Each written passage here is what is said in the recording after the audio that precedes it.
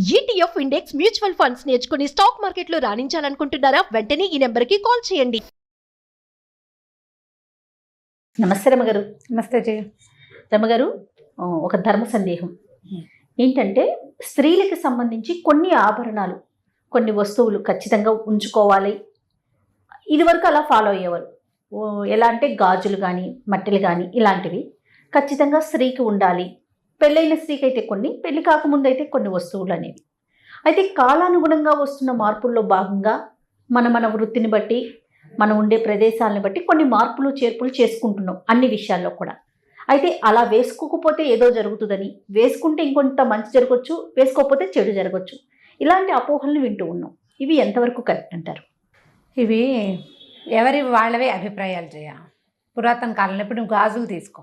గాజులు అనగానే మనం చూడు, పూర్వకాలపు శిల్పాలు, దేవతా శిల్పాల దగ్గర నుంచి మామూలు యక్షిణులు అవి శిల్పాలు, నాగిని, మన రామప్ప గుడిలో నాగిని శిల్పాలు, ఏ శిల్పాన్ని చూసినా ఈ చేతి దగ్గర ఏదో ఒక ఆభరణం ఉన్నట్టు కనపడుతుంది. కంకణాలు, ఒక కంకణం, ఒక వస్తువు ఉండటం. ఇప్పుడు స్త్రీలు అలంకార ప్రియులు, ఏదైనా ఒక వస్తువును అలంకరించుకుంటే వాళ్ళకి సంతోషంగా ఉంటుంది, అందుకని అలంకారాలు అట్లా మొదలైనవి. పూర్వకాలం ఇప్పుడు మనం చెప్పుకునే మట్టి గాజులు లేవు, లోహపు గాజులే వేసుకునేవాళ్ళు. వెండి, బంగారం అలాంటివే వేసుకునేవాళ్ళు. పంచలోహాల గాజులు వేసుకునే విధానం కూడా ఉంది. ఇత్తడి, రాగి కంకణం, ఏదో ఒక కంకణం. ఈ కంకణం చిన్నప్పుడు పెళ్లి కాకముందు చిన్నతనంలో కూడా కంకణాలు ఏదో ఒక వస్తువు ఉండేది. వివాహం అయ్యాక కొంచెం ఎక్కువ ధరించేవాళ్ళు. ఇక్కడ ప్రధానంగా ఏంటంటే, చాలా ముఖ్యంగా చెప్పుకోవాల్సింది, స్త్రీలకి ఈ చేతి ఈ భాగంలో, మగవాళ్ళకు కూడా ఇక్కడే ఉంటాయి, ఈ మన ఎండోక్రైన్ గ్లాండ్స్, అలాంటి గ్లాండ్స్ అన్నీ ఇక్కడి నుంచి స్టార్ట్ అవుతాయి. అంటే ఆ తాలూకు నరాలు, ఇక్కడున్న నరాల మీద ఒత్తిడి కనుక ఉంటే, ఈ ఒత్తిడి వల్ల పునరుత్పత్తి వ్యవస్థ సరిగ్గా ఉంటుందని ఒక ఏమంటారంటే ఆక్యుప్రెషర్ పాయింట్ ప్రెస్ అవుతుంది. ఆక్యుప్రెషర్ పాయింట్ ప్రెస్ అవుతుంది కాబట్టి ఖచ్చితంగా ఇట్లా ఆభరణం ఉండాలి. స్త్రీ శరీరాల్లో చాలా చోట్ల ఇలాంటి ప్రెషర్ పాయింట్స్ ఉన్నాయి. ఈ కాలి బొటన వేలు పక్కన, రెండు మొదటి వేలు, అంటే బొటన వేలు పక్కన ఉన్న వేలుకి అక్కడ ఒక ఆభరణం పెడతారు. బొటన వేలుకి కూడా ఆభరణం పెట్టుకునే ఇవి కూడా కొన్ని చోట్ల కనిపిస్తాయి. ఈ వేలు మొదల భాగంలో, అంటే కాలివేలు మొదల భాగంలో ఇక్కడ ఉన్న నరాలని కనుక అక్కడ ఒత్తిడి కలిగిస్తే, అక్కడ ఏం చేసేవాళ్ళు, వెండి లేదా బంగారం, మిగిలినవేవి పెట్టకుండా ఎక్కువగా వెండి లేదా బంగారు రాజుల ఇళ్లలోనే కానీ మామూలు వాళ్ళు పెట్టుకునేవాళ్ళు కాదు. వెండి లాంటి ఆభరణాన్ని కనుక అక్కడ నొక్కి ఉంచితే కనుక స్త్రీలకి అదుపు ఉంటుందని భావించేవాళ్ళు. ప్రవర్తనా లోపాలు ఉండవని ఇదొక భావన. అంతే. మరి ఆ కాలంలో ఉన్న ఆయుర్వేద వైద్యులు లేకపోతే ఎవరో అట్లా నిశ్చయించారు ఇవి వేసుకోవాలి అని. ఆ వేసుకునే ఆభరణాల్లో పాదాలకి కడియం కూడా, అక్కడున్న పాయింట్స్ కూడా ప్రెస్ అవుతాయి. పాయింట్స్ ప్రెస్ అవ్వటం కోసం కడియాలు, పట్టీలు, కడియము బేసిక్ ఆభరణం. తర్వాత దాని నుంచి పట్టీలు, జాలర్లు, మువ్వలు, అవి ఇవి మోగేవి పెట్టుకోవటాలు, డిజైన్లు పెట్టుకోవటాలు, అవన్నీ తర్వాత డెవలప్ అయినటువంటి అలంకార సాధనాలు. కాలువేలికి గట్టి మట్టె ఒకటి ఇట్లా గట్టిగా పట్టుకునేది. ఇప్పుడు దానికే మువ్వలు వచ్చినాయి, దానికే ఏదో డిజైన్ వస్తుంది, దానికే ఎనామిల్ రంగులుగా పెట్టుకుంటారు. అది వేరే కదా. వివాహంలోనే ఇది పెట్టాలని, అప్పుడు ఏంటంటే ఒక స్త్రీలకి కొంచెం లొంగి ఉండే భావన ఏర్పడుతుందని భావించేవాళ్ళు. అప్పటి భావన నిజమైన అయ్యి ఉండొచ్చు. అప్పటి అలవాటుగా మనం అవి సువాసిని చిహ్నంగా మనకి ఉండిపోయినాయి. ఏవి, చేతి నిండా గాజులు ఉండటం, కాలువేళ్లకి మట్టెలు ఉండటం, మట్టెలు చూసి పెళ్ళయిందో లేదో తెలుసుకునేవాళ్ళు. వివాహిత అంటే కాలికి మట్టె ఉండాలి, ఈమె ఒక మగవాణ్ణి అదుపులో ఉన్నది అనే విషయాన్ని సూచించేందుకు ఒకటి. ఆ సూచన వల్ల ఆమెకు నిజంగానే అదుపులో ఉండే ఉద్దేశం కలుగుతుందని కూడా ఒక నమ్మకంతో చేసేవాడు. ఇవి క్రమంగా కాలక్రమాన అట్లా ఇవి ఫిక్స్ అయిపోయినాయి అన్నమాట. ఇది ఇలాగే అని. గాజులు కూడా అంతే. అయితే ఇందులో మట్టి గాజులు వేసుకోవాలంటే పూర్వం వెదురు గాజులు, కానీ అక్కడి నుంచి దంతపు గాజులు, వెదురు గాజులు కూడా, వెదురుతోటి కూడా. మీకు ఎందుకు ఈ మన బెంగాల్ వైపు ఇవి దంతపు గాజులు వేసుకుంటారు, తెల్లగా ఉంటాయి గాజులు. అవునండి, తెల్లటి గాజులు వేసుకుంటారు. అవేం మట్టివి కాదు, దంతం, అంటే ఏనుగు దంతం, ఐవరీ తోటి చేస్తారు వాళ్ళు. తెలుపు, ఎరుపు ఆ రెండు గాజుల కాంబినేషన్ వేసుకుంటారు. కొన్ని చోట్ల లోహపు రింగులు తగిలించే అలవాటు ఉంటుంది ప్రాంతాలని బట్టి. మనకి ఈ తెలుగు సౌత్ ఇండియాలో ఎక్కువగా మట్టి గాజుల వాడకం ఎక్కువగా ఉంది. పూర్వం అంటే కొన్ని వేల సంవత్సరాల క్రితం ఈ మట్టి గాజులు తయారీ లేని రోజున లక్క గాజులు వేసుకునేవాళ్ళు. అవునట. బెంగాల్లో ఇప్పటికీ ఒరిస్సాలో కూడా లక్క గాజులు శాస్త్రానికి 2 గాజులు పెళ్లిలో తొడుగుతారు. ఇంత ఖచ్చితంగా ఎలా తెలుసు అంటే నా తోడుకోడలు ఒరిస్సా అమ్మాయి కదా, ఆమె పెళ్లికి వేసిన గాజుల్లో 2 మెరూన్ కలర్ గాజులు ఉన్నాయి. ఏ డిజైన్ ఏమీ లేదు, సాదా కొంచెం వంకటింకరగా కూడా. అవి ఏమిటంటే అవి లక్క గాజులు మాకు నియమం అని చెప్పారు వాళ్ళు. 2 గాజులు. ఓకే. అవి తక్కువ చేస్తారు, తక్కువ దొరుకుతాయి. పెళ్ళప్పుడు అది వాళ్ళ సెంటిమెంట్గా అది ఖచ్చితంగా అవి వేస్తారట. తొలినాళ్లలో వాళ్ళు అవే వేసుకునేవాళ్ళు. మనం మట్టి గాజులు వేసుకుంటాం. మన దగ్గర కూడా కొన్ని కమ్యూనిటీస్లో అసలు మట్టి గాజులు వేసుకొని కమ్యూనిటీస్ కూడా ఉన్నాయి. మట్టి గాజులు పనికిరావు, బంగారు గాజులే ఉండాలి. మట్టి గాజులు వేసుకుంటే మనకి ఎట్లా అలవాటు అయిపోయిందంటే చేతి నిండా గాజులు ఉండటం సువాసిని లక్షణంగా మనకి అలవాటు అయిపోయింది. కొన్ని సంవత్సరాలుగా, కొన్ని వందల ఏళ్ళుగా అందాం అనుకోండి, అట్లా అలవాటు అయిపోయింది. ఇప్పుడు ఇది వేసుకోవటము భర్తకి మంచిది, కుటుంబానికి మంచిది, జీవితానికి మంచిది కంటే ప్రధానమైనది స్త్రీ ఆరోగ్యానికి మంచిది.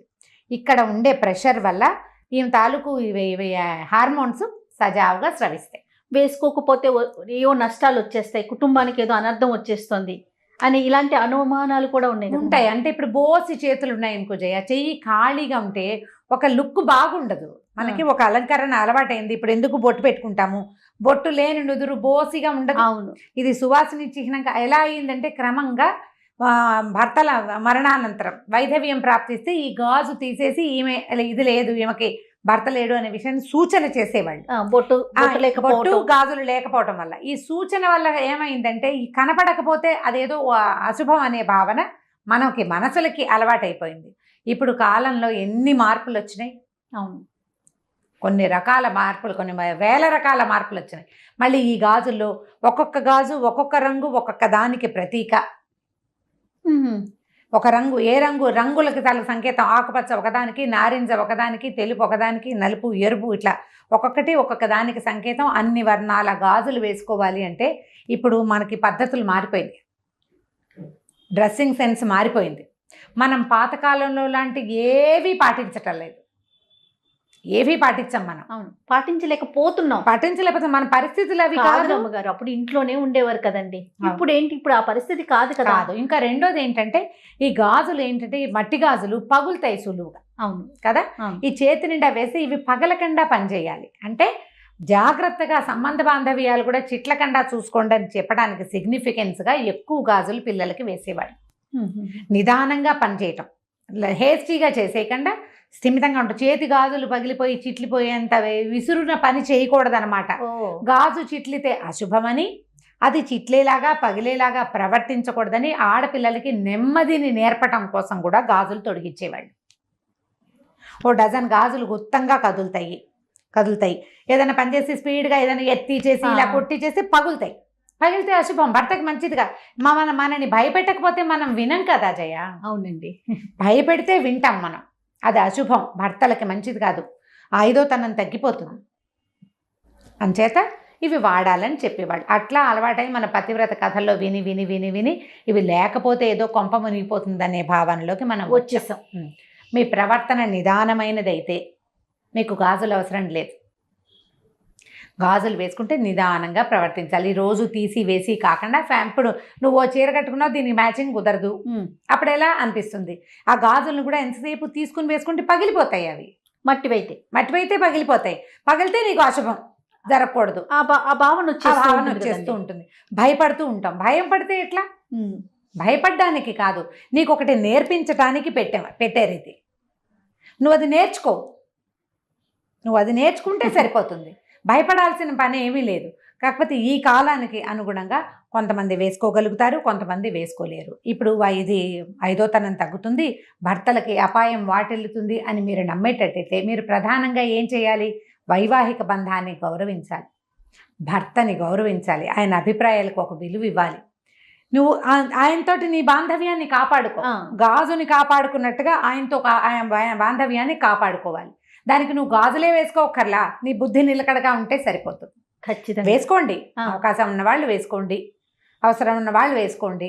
వెసులుబాటు లేని వాళ్ళు ఏం చేస్తారు? ఇప్పుడు నా బొట్టు వాళ్ళని వేసుకోమంటే నేను అప్పుడప్పుడు వేసుకుంటే అప్పుడప్పుడు వేసుకోలేను, ఎవరికి చేతులకు ఎలర్జీలు ఉంటాయి, గాజుల మధ్యలో పట్టే చెమట చాలా ఇబ్బంది పెడుతుంది నన్ను. అవును అవును. అప్పుడప్పుడు వేసుకుంటాను. ఇప్పుడు ఛానల్స్ లో కూడా కొంతమంది మస్ట్ అండ్ షుడ్ అంటారు గాజులు. అంటే కొన్ని కొన్ని కార్యక్రమాలు చేసేటప్పుడు ఖచ్చితంగా వేసుకోవాలి ఉండాలి. ఒక నియమం అంటే ఉంటుంది ఇప్పుడు ఆ రమగారు. నియమానికి ఏంటంటే మనకు ముందు నుంచి అలవాటైపోయి ఉంది అవును, కాబట్టి మీరు ఏదైనా పూజా పునస్కారం చేసుకునేటప్పుడు, దైవ కార్యాలు చేసేటప్పుడు, పీటల మీద కూర్చునేటప్పుడు, దేవాలయానికి వెళ్ళేటప్పుడు, వివాహాది శుభకార్యాలు అటెండ్ చేసేటప్పుడు అప్పుడు తప్పకుండా గాజులు వేసుకోండి. పెద్దవాళ్ళకి అది సంతోషాన్ని కలిగిస్తుంది. ప్రధానంగా చేతికి గాజులు ఉంటే అందంగా కనపడుతుంది, శోభాయమానంగా ఉంటుంది చూడడానికి. కొన్ని కొన్ని ప్రొఫెషన్స్ లో అసలు కుదరకపోవచ్చు, డాక్టర్స్ తీసుకోవచ్చు. అవును. లేకుంటే ఇప్పుడు మాకు లాగా ఆన్ స్క్రీన్ వర్క్ చేసే వాళ్ళు సౌండ్స్ వస్తూ ఉంటాయి అవును, చేసేటప్పుడు, కెమెరా లాగేస్తుంది కదా, ఆ సౌండ్ తీసేసి మైక్ లాగేస్తూ ఉంటుంది. సో వీళ్ళు వేసుకోవట్లేదు, వాళ్ళు వేసుకోవట్లేదు, మీరు ఎందుకు వేసుకోవట్లేదు, మీరు ఎలా మాట్లాడతారు అనే క్వశ్చన్స్ రేజ్ అయినప్పుడు ఆన్సర్ చెప్పలేకపోతాం. అదే అంతే అంటే కదా రమ్మగారు? అంటే ఇప్పుడు ఇలాంటివి చెప్పకూడదు అంటే ఎలా కుదురుతుంది? అది మీరు ఇది చేయట్లేదు కాబట్టి మీరు ఇది చెప్పకూడదు అంటే అసలు అది నియమమే కాదు. మనం పెట్టుకుంది ఆ నియమం ఎందుకు పెట్టుకున్నాము మనకు ఆ నియమం ఏర్పరచబడింది ఎందుకు? నీ బుద్ధికి కుదురు, నిదానం, తాపీగా నువ్వు పనిచేయటం కోసం ఏర్పరిచారు. ఆరోగ్యంగా ఉండటం కోసం. గాజులు గుర్తంగా ఉంటే ఎక్కువగా అనారోగ్య సమస్యలు, స్త్రీ తాలూకు ఆరోగ్యం అంటే హార్మోన్స్కి సంబంధించిన వ్యవస్థ సరిగా ఉంటుందని ఆ కాలపు నమ్మిక. అప్పుడు నమ్మేవారు. ఆయుర్వేద వైద్యులు కూడా కొంతమంది ఆక్యుపంచర్ ప్రెషర్ పాయింట్స్ చెప్పే వాళ్ళు కూడా ఇక్కడ ఉంటాయి క్లయింట్స్, ఇక్కడ ప్రెషర్ చేయిస్తారు. అది పాయింట్, అది నిజం. దానికి సరిపడా ఇన్ని గాజులు తీయకుండా వేసుకోగలిగే పరిస్థితులు అసలు మనకి లేవు ఇప్పుడు. ఇప్పుడు కొంచెం లేవు, మన పద్ధతులు మారిపోయినాయి కదా. తర్వాత గర్భిణీ స్త్రీలకు కూడా మనం శ్రీమంతం చేసేటప్పుడు గాజులు వేస్తాం, ఆ సౌండ్ లోపల ఉన్న బేబీ కూడా వింటుంది అనేది అంటూ ఉంటారు. వినడానికి కాదు జయ, వినడమే కాదు, అది ప్రధానమైనది ఏంటంటే ఈ గాజులు వేసేసరికల్లా ఇదంతా టైట్ గా ఫుల్ గా వేస్తారు. దానివల్ల ఇంకా నువ్వు నిదానంగా నడవాలి, తాపీగా నడవాలి, గాజుల్ని కాపాడుకోవాలి, నిదానంగా నడవాలి. ఒకటి. రెండోది ఏంటంటే ఇవి ఇక్కడ ప్రెషర్ ఉండేసరికల్లా డెలివరీలో ఇబ్బంది సంబంధాలు రాకుండా సవ్యంగా అవడం కోసం ఇవి వేసేవాళ్ళు. దానికి ఇలా పెట్టారు, బేబీ వింటుంది, బేబీ కూడా వింటుంది. ఇప్పుడు ఒక గాజుల చేత్తో వడ్డన అలాంటి మాటలు ఉన్నాయా జయ? ఒక భోజనం చేస్తున్నాం, తలక ఎత్తేసరికి ఒక పచ్చగా చేయి, దానికి ఒక గోరింటాకుండి, దాని నిండా గాజులు ఉంటే ఒక సంతోషంగా ఉంటుంది, ఆహ్లాదభరితమైన ఒక లుక్, ఒక సంతోషం కలుగుతుంది. గాజుల చేత్తో వడ్డనంటే ఇంట్లో ఒక ఆడమనిషి ఆమె కుదురుగా వంట చేయటం, కుదురుగా పని చేయటం, అవన్నీ కూడా ఏంటంటే ఇంటికి ఒక ఆహ్లాదభరితమైన వాతావరణాన్ని చేకూరుస్తాయి. ఇది పాతకాలపు నమ్మిక, ఇప్పుడు కూడా అది ఉంది, నిజం ఆ మాట. కాకపోతే మన పరిస్థితులు అనుకూలించాలి కదా. కానీ నాకు మీరు చెప్పే కొన్ని ధర్మ సందేహాల్లో రమ్మగారు చాలా ఎక్కువగా ఇష్టపడతాను. ఎందుకంటే ఈ పద్ధతి ఉంది మనకి, కానీ మీ వీలుని బట్టి చేసుకోండి, ఖచ్చితంగా ఫాలో అవ్వండి అనే మాట మీరు ఎప్పుడు చెప్పరు. ఇప్పుడు ఫాలో అవ్వండి అని నేను చెప్తాను జయ, ఫాలో అవ్వండి అని నేను చెప్తాను. ముందు నేను ఫాలో అవ్వాలా? నాకే వెసులుబాటు తక్కువ ఉన్నప్పుడు నేను ఎట్లా చెప్పగలను ఆ మాట? చాలా విషయాలు మీరు ఏది మీతో మాట్లాడి నాకు కుదరకపోవచ్చు, అప్పుడు ఎలా మాట్లాడుకోగలుగుతాం? ఇది ఒకటని కాదు, ఏ విషయమైనా సరే ఇది చేయాలి. పాత రోజుల్లో ఇలా చేసేవాళ్ళు, అప్పటి పద్ధతి అది. మనం అప్పటికి ఇప్పటికీ మీరు ఒకసారి అందరూ అమ్మ ఆలోచించండి, ఎంత హస్తి మశకాంతరం తేడా వచ్చింది అప్పటికి ఇప్పటికి. అసలు మన అమ్మలాగానే మనం బిహేవ్ చేస్తున్నామా ఇప్పుడు? మన ఇళ్లలో మన పుట్టకనాడు, మనం పుట్టకముందు మన ఊళ్ళో మన ఇంట్లో ఉన్న పంద ఇవాళ మీరు ఏం చేస్తున్నారు, ఎన్ని మార్చేసుకున్నారు? ఇవన్నీ మారిపోవటం ఓకేనా? మరి కొన్నిటిని మాత్రం ఎందుకు చేసి, అంటే దీని వల్లే ఇది జరిగిపోతుందేమో అనే ఒక భావన ఎందుకు వెళ్తుందంటారు? అంటే ఏమి లేదు జయ, అది ఎలా ఉంటుందంటే వాళ్ళకేదో ఒక గిలి ఉంటుంది లోపల, ఎవరికి వాళ్ళకి ఒక గిలి, ఒక భయం ఏదో ఉంటుంది. ఆ భయాన్ని ఎక్స్ప్రెస్ చేస్తారు. ఇప్పుడు ఒక పాయింట్అవుట్ చేయటం అని అనుకోవద్దు, మనం అట్లా అనుకోకూడదు. వాళ్ళకే ఒక అనుమానం ఉంటుంది, బోస్ చేతులతోటి ఉన్నారు వీళ్ళు అని అనిపిస్తుంది. అసలు ఇది పొరపాటు. నేను ఇప్పుడు ఒక పాయింట్ చెప్తాను, మాకు వైష్ణవుల్లో మట్టిగాజులు వేసుకోరు, మడి కట్టుకుంటే పనికిరాదు. చూడండి, మట్టిగాజులు లేవు, నల్ల పూసలు మట్టిగాజులు ఉండవు మా పెళ్లిళ్లలో. కొన్ని కమ్యూనిటీస్లో ఖచ్చితంగా మట్టి గాజులే వేస్తాము, నల్ల పూసలు కడతారు. మా అత్తవారింట్లో నల్ల పూసలు కడతారు, మా పుట్టింట్లో నల్ల పూసలు ఉండవు, అసలు లేవు, కట్టరు పెళ్లిళ్లలో. వైష్ణవ వివాహాల్లో గమనించండి. అంటే ఇప్పుడు ఏం చేస్తున్నారు, ఇప్పుడు పిల్లలు ఇప్పుడు లేటెస్ట్గా ఫ్యాషన్కి అందరూ పెళ్లిళ్లలో చక్కగా కలర్ఫుల్గా చీరకు మ్యాచింగ్ గాజులు వేసుకుంటున్నారు, కానీ నల్లపూసలు మాత్రం కట్టరు. ఎందుకంటే అది వేడుక కాదు, నల్లపూసలు వేడుక సౌందర్యానికి కాదు కదా, అది ఖచ్చితంగా యజ్ఞంలో ఒక భాగం. అది కొన్ని కమ్యూనిటీస్ కొన్ని రూల్స్ ప్రకారం వెళ్తూ ఉంటారు. కాబట్టి అస్సలు దాని మీద సిద్ధాంతమే లేదమ్మా. మీ వెసులుబాటు, మీ వీలు, మీరు ఉంచుకోగలిగి చక్కగా చేతుల నిండా గాజులు ఉంచుకుని ముచ్చటగా కనపడతాము అంటే లక్షణంగా కనపడండి. అవకాశం లేని వాళ్ళని వాళ్ళ అవకాశం లేని తనానికి అయ్యో అనుకుని వదిలిపెట్టేసేయాలి.